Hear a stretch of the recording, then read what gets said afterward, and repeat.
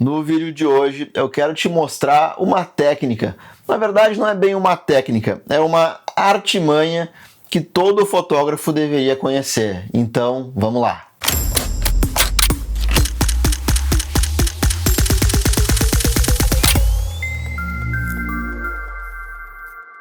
Fala galera do Jornada da Foto, aqui quem fala é Felipe Calil, criador do canal e também criador do Método 20 de Fotografia, onde eu te ensino a fazer as melhores fotos da tua vida.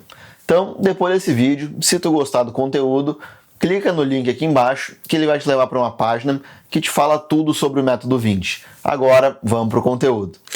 Essa artimanha que eu quero mostrar para vocês hoje, na verdade, ela tem muito a ver com a composição na fotografia. A gente já falou bastante sobre composições aqui, algumas técnicas, algumas regras de composição e como a gente pode quebrar essas regras. E aqui eu quero falar mais sobre como que tu consegue mudar todo o enfoque da tua fotografia, do teu objeto que tu está fotografando, só por mudar a perspectiva. A gente tem várias maneiras de fazer isso, cada uma causa uma sensação diferente em quem está vendo, em quem está visualizando o objeto que tu está fotografando. Então, vamos lá. O primeiro tipo de perspectiva que a gente tem é a perspectiva reta, né? A perspectiva linear. E é a mais fácil, é aquela que a gente só levanta a câmera aos olhos e bate a foto. Então, a gente está enquadrado aqui com o nosso objeto. E qual é o efeito que essa perspectiva causa em quem está visualizando a nossa foto? Ela dá uma sensação de estabilidade, de tranquilidade, de familiaridade com o nosso objeto. Por exemplo, aqui vocês estão me vendo, eu estou numa perspectiva reta, eu estou reto na câmera, ela está bem na minha frente aqui. Tu pode ver que todas as linhas aqui, a linha do sofá está reta, a linha dos quadros também está reta, essa linha aqui também está reta, e isso faz com que cause mais essa sensação de estabilidade. Isso foi proposital. Eu poderia ter feito um outro tipo de composição aqui, mas eu queria passar um pouco mais esse efeito de calma, de tranquilidade no meu vídeo aqui. A ideia aqui nessa minha composição foi trazer essa estabilidade, tá? E isso pode ser usado para qualquer tipo de fotografia, em fotografias de retrato, em fotografias de paisagem, em fotografias de produtos, em fotografias de arquitetura, tudo isso aí pode ser usado também. Um exemplo muito usado na fotografia de arquitetura é a perspectiva reta, linear. Então muita gente pega e tira a foto da casa, da fachada da casa, reto, né? Sem nenhuma angulação, para causar o máximo de estabilidade na tua fotografia, para tu mostrar que aquele é um imóvel, que é uma casa forte, firme, né? Então, basicamente, a palavra que tu tem que te lembrar aqui da perspectiva linear é estabilidade. E o segundo tipo de perspectiva é a perspectiva de baixo para cima, certo? Então a gente vai abaixar a câmera e fotografar de baixo para cima. Aí, qual o efeito que isso causa na nossa fotografia, no nosso objeto que a gente está fotografando? A gente está basicamente engrandecendo, aumentando esse objeto. A gente está com uma perspectiva de a nossa está reduzida, né? A gente está no nível mais baixo e o nosso objeto ficou mais alto. Isso causa mais poder, aumenta o tamanho do objeto, certo? Então, se tu está fotografando uma pessoa e tu quer passar um ar de poder, de pessoa poderosa, talvez não precisa se fotografar do chão, basicamente. Pode tranquilamente baixar um pouquinho a câmera e fazer a foto da pessoa, por exemplo, se é um retrato que tu esteja fotografando, para dar esse ar de poder na pessoa, né? Então, retratos corporativos, retratos de pessoas poderosas, de presidentes, de governadores, deputados, enfim, qualquer retrato que tu queira mostrar poder, tu pode perceber daqui para diante, as pessoas elas tiram um pouco mais de baixo. E esse tipo de perspectiva também funciona para natureza, para fotografia de paisagem, para monumentos, né? Fotografias de viagem. Tudo isso aí está dentro desse tema de enaltecer, de engrandecer o objeto que tu está fotografando.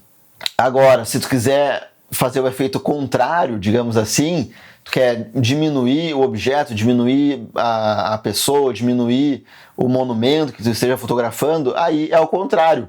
Tu tem que tentar fazer uma fotografia mais de cima, né? De cima para baixo. Só que não é só diminuir o objeto que essa perspectiva, a nossa terceira perspectiva, ela causa.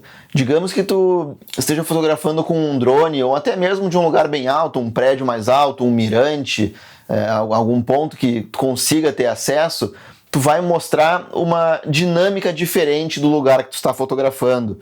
Digamos que seja uma cidade, tu vai mostrar muito mais padrões, muito mais texturas do que realmente o objeto, digamos assim.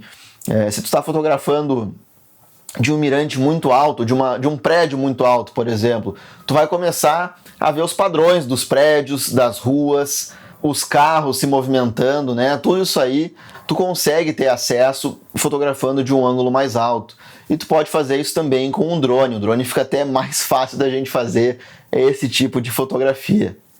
Agora, te lembra que eu te falei da perspectiva linear, essa aqui que a gente está vendo, essa perspectiva reta? Digamos que tu queira dar um pouco mais de movimento para a tua foto, né? Tu quer dar um pouco mais de dinamismo para ela. Então a gente vai usar a nossa quarta perspectiva, que é a perspectiva angular, que nada mais é do que tu movimentar, meio que girar a câmera e criar linhas diagonais na tua fotografia. E esse tipo de perspectiva vai muito bem em todos os gêneros de fotografia. A gente falou, por exemplo, sobre fotografia de arquitetura, que a fachada ela é fotografada reta, só que, por exemplo, no interior da casa, talvez, que tu queira mostrar um pouco de movimento, né? Um pouco de dinamismo, mostrar um pouco da imponência da casa, talvez essa perspectiva angular vai te ajudar nisso. Ou se tu está fotografando na rua e tem alguma coisa se mexendo, tu quer dar um pouco mais de dinamismo, então usar essa perspectiva angulada, certo? E isso vale para qualquer tipo de fotografia. Fotografias de paisagem, quando tu tem alguma linha guia, tu talvez não siga ela reta, né? Digamos assim, talvez ela venha do canto da foto até o ponto focal que tu queira mostrar.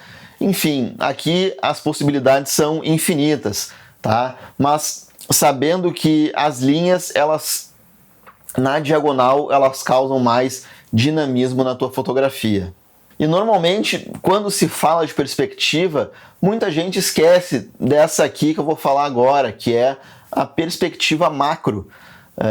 O pessoal fala das linhas, a linha reta, as linhas diagonais, fotografar de cima, fotografar de baixo, mas tu chegar muito perto do teu objeto e revelar alguns detalhes e texturas que tu talvez não esteja vendo a uma distância maior, né?